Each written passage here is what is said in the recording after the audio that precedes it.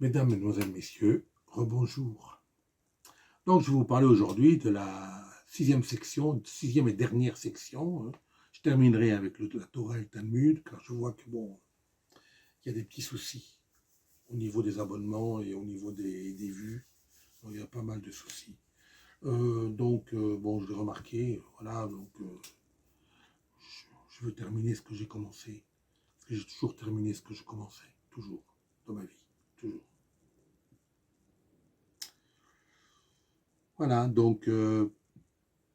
sixième section, la Torah et le Talmud, les airs rabbiniques, encore une fois, les airs rabbiniques. Alors, les Aharonim, alors A, apostrophe, H-A-R-O-N-I-M, ce qui veut dire les derniers.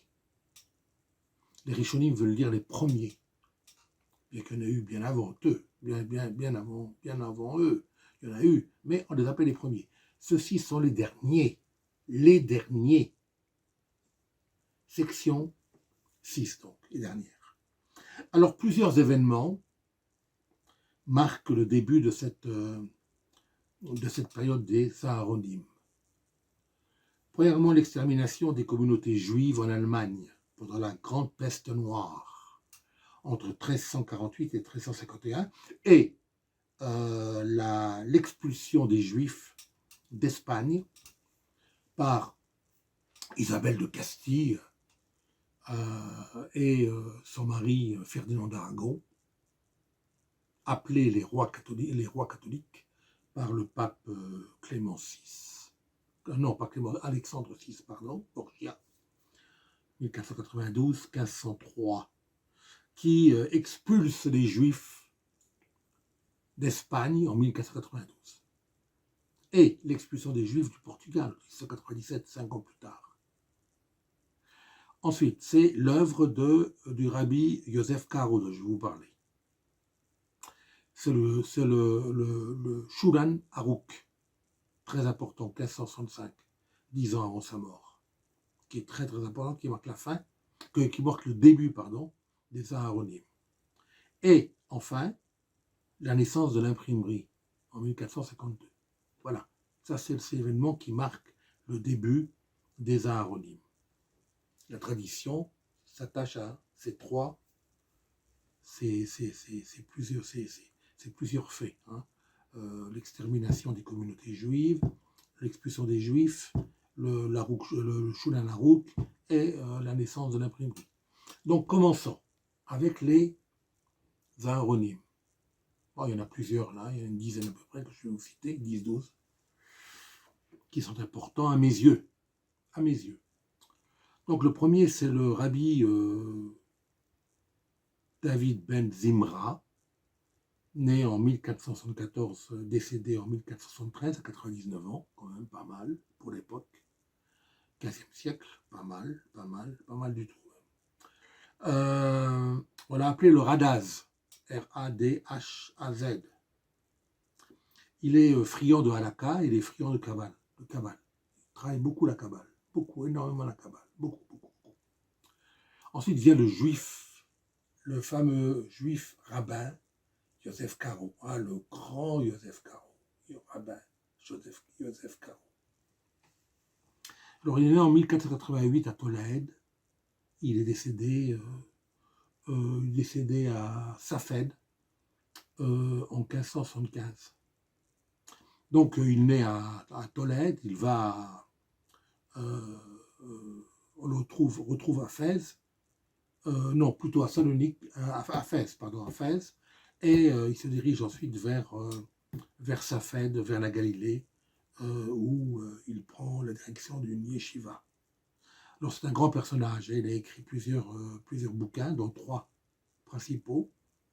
Le Beit Yosef, il aurait mis 34 ans à l'écrire, pas peu, 34 ans à l'écrire.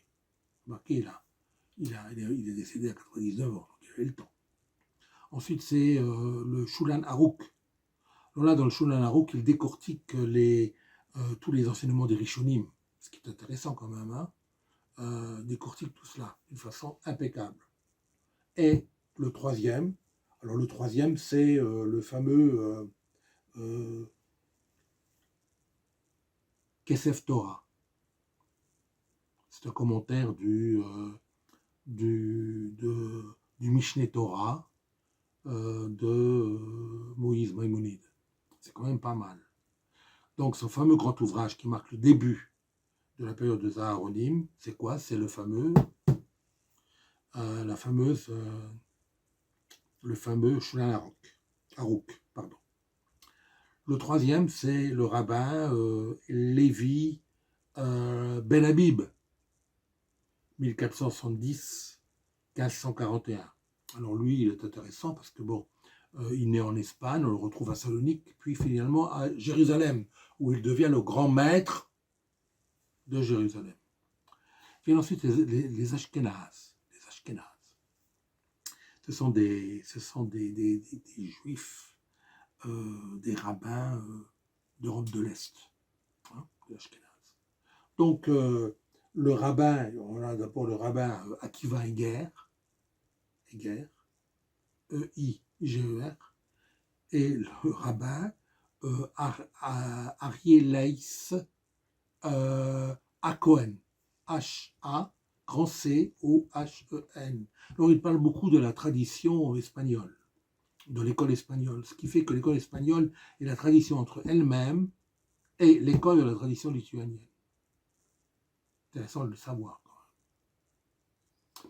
Alors, à partir du XVIe siècle, on trouve non seulement des Ashkénazes, mais des Sfardes en Pologne et en Europe de l'Est.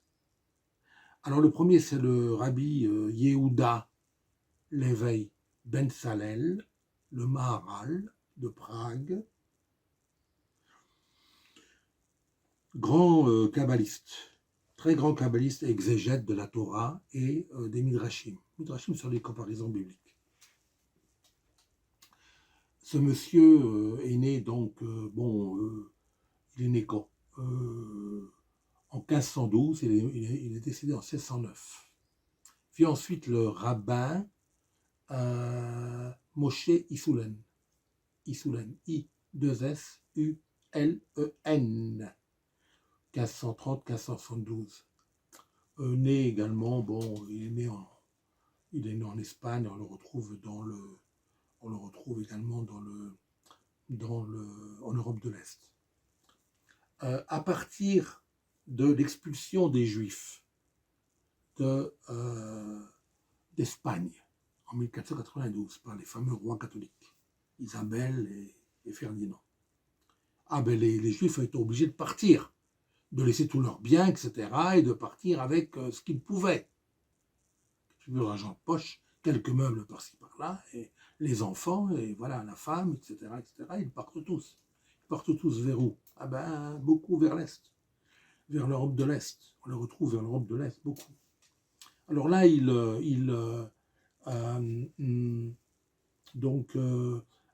l'Europe de l'Est, mais après l'expulsion des Juifs d'Espagne, les Aharonim commencent à s'intéresser, ils portent un œil très attentif, très vigilant sur la Kabbale. Alors on trouve le premier, le fameux rabbi Moshe Cordovero, 1522-1574, qui est très ami avec un grand rabbin dont je vous ai parlé dans une conférence précédente, il y a très longtemps de ça, sur le Tzimtzum, le rabbin Isaac Luria, 1534-1572. Je rigole parce qu'il n'a jamais rien écrit, mais bon, ses élèves ont retracé le Tzimtzum, et Tzimtzum est véritablement une grande œuvre, une œuvre énorme. Je vous conseille de la connaître, parce que si vous voulez véritablement vous lancer dans l'étude de la Torah et du Talmud, il faut connaître le Tzimtzum. C'est très intéressant. Alors il y a un autre rabbin, le rabbin, comment s'appelle-t-il celui-là, Eliaou de Vilna, c'est le Gaon de Vilna, c'est un lituanien, 1720-1797. Alors viennent ensuite les Hassidim. Alors là c'est spécial, hein, très spécial. On a d'abord le grand rabbin euh, euh, euh, Israël ben Eliezer. Il est né en 1697, il est mort en 1760. Plus connu sous le pseudonyme de Baal Shem Tov. Alors c'est le maître du nom. Je vais vous raconter un petit peu son histoire. C'est le maître du nom. Autrement dit, c'est un monsieur qui a vécu beaucoup d'années dans la forêt avec sa femme et ses enfants. Il a reçu par grâce spéciale, je dis bien par grâce spéciale, l'une des prononciations exactes du nom divin, du Yod Evav E, du tétragrammaton. Autrement dit, grâce à ce tétragrammaton, il soigne les malades, il fait des miracles. Entre 1736, pendant 9 ans, jusqu'à 1745. Il aurait également eu en sa possession 410 manuscrits datant de l'époque d'Abraham, 23e siècle avant notre ère, Abraham. Hein. D'autres historiens le situent 17e siècle avant notre ère, mais bon, soit, Abraham. Et des manuscrits qui datent de l'époque de Josué. Josué, c'est le grand prêtre, le bras droit, l'ami de la tribu, l'ami de Moïse, et le bras droit de la grande tribu des Israélites qui s'enfuit d'Égypte et qui se retrouve dans le Sinaï. Josué, donc 12e siècle avant notre ère, époque de Moïse. C'est un grand personnage qui a enseigné un autre grand rabbin, le rabbin Ber, B-E-A-R, Bir de Metzerit, qui lui-même a enseigné un autre grand rabbin. Alors c'est celui-là, il est fameux, hein. C'est le rabbin Schneur Zalman de Liodi, né en 1745 et décédé en 1809. Il est célèbre pourquoi? Il a fondé le fameux hassidisme Abad, H-A-B-A-D. Les hommes dans ce hassidisme Abad portent de larges chapeaux noirs ou des toques de fourrure. Également des petites roquettes, là, des papillotes, pas des roquettes, des papillotes. Les papillotes sont des mèches précaires pour signifier que la vie est véritablement précaire. Elle nous est donnée pour un petit laps de temps et que nous devons en profiter pour aller vers une intelligibilité de plus en plus grande et une spiritualité renforcée quand même. Parce que lorsque nous mourrons, il nous restera cela dans notre disque, qui va non pas se perdre, mais se classer dans la kasha. Il nous restera ça, l'intellectualité que nous avons augmentée, j'espère, et la spiritualité que nous avons montrée, en plus de la spiritualité plus importante et plus élevée. Car malheureusement, nous sommes très très bas. Nous sommes très très bas dans l'échelle sociale, spirituelle, très bas. Quand je parle très bas, c'est dans le cycle cosmique. On est très très bas. Très bas. Alors, maintenant de nos jours, depuis à peu près 150 ans, on appelle les derniers des derniers, Aharonim, les derniers, qui attendent l'arrivée du Messie. Et le Messie arrivera lorsque le bien supplantera le mal sur terre. Il faut y croire, puisqu'ils le disent. Ils l'ont annoncé. Et depuis des siècles, des millénaires, ils l'ont annoncé. Donc, attendons-le. Nous avons déjà, nous, un Messie en tant que chrétien. Moi, je suis bon chrétien. Le Messie, notre Messie à nous est Jésus-Christ. Leur Messie à eux, nous verrons. Attendons-le. Soyons confiants et soyons positifs. Maintenant, il faut remercier notre Créateur. de nous avoir donné toutes ces litanies, toute cette succession de grands rabbins qui ont parlé beaucoup dans la Torah et le Talmud, qui nous ont donné véritablement une grande souplesse d'esprit et qui nous ont donné une force intérieure extraordinaire. Car les paroles de la Torah et du Talmud structurent ces rabbins dans l'échelle de Jacob, dans l'arbre de vie. Les paroles de la Torah et du Talmud sont notre vie. Et n'oublions pas que les paroles de la Torah et du Talmud vitalisent nos jours.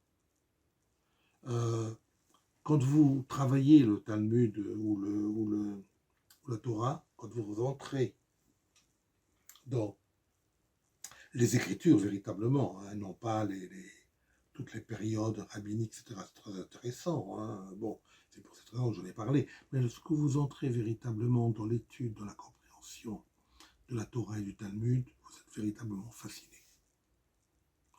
Vous ne pouvez pas vous séparer. Vous ne pouvez pas la quitter comme cela. On ne la quitte pas d'une façon comme ça. Un jet d'esprit. Non, ça n'existe pas.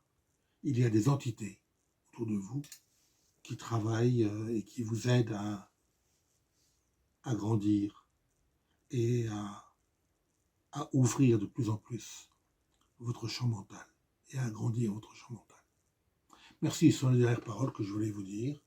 Et donc, ma prochaine conférence sera certainement sur l'histoire. Donc, je vais vous parler de la Révolution française. Peut-être que ça intéressera plus, mais ceux qui m'écoutent et ceux qui s'intéressent à ce que je dis. Voilà. Parce que jusqu'à présent, je n'ai parlé que de choses qui m'intéressaient et qui me passionnaient. Tout me passionne, remarquez, tout me passionne. Tout me passionne, mais il y a des choses qui me passionnent plus que d'autres. Donc, je vous remercie de m'avoir écouté, d'avoir été aussi généreux dans votre compréhension et surtout dans vos messages que vous m'envoyez. Vous êtes très gentils et je vous remercie pour cela. À très bientôt. Merci.